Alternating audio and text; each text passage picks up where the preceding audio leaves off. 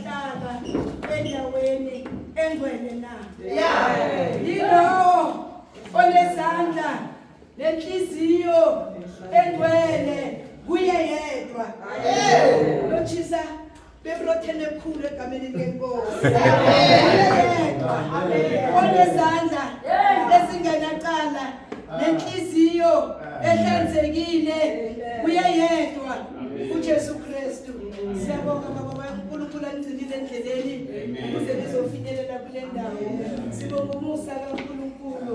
Kulesikhathi samanje ngizocela umama Maqama ozosenzela inkonzo ye-offering. uNkulunkulu anibusise. Silindele usuku ebangcwele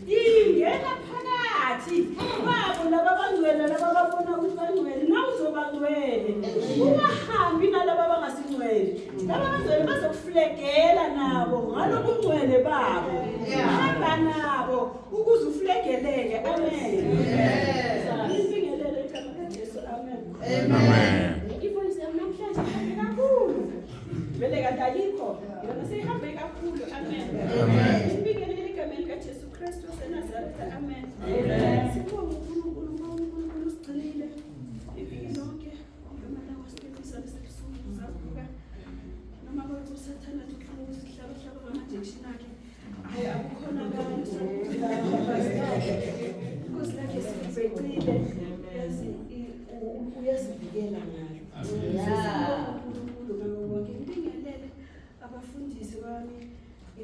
likaJesu Kristu. Amen. Manje mina nginomuntu ongakwazi ukuza abantu ngawami one by one. Awukhoni khona nale ndaba yababingelela le. Mina bathe baba sibingelela ngiyabingelela. Angiyahluleka. Simzini thola bathi siyangena kuyabingelela. Uyobingelela not one by one. Awukhoni. Awukhoni.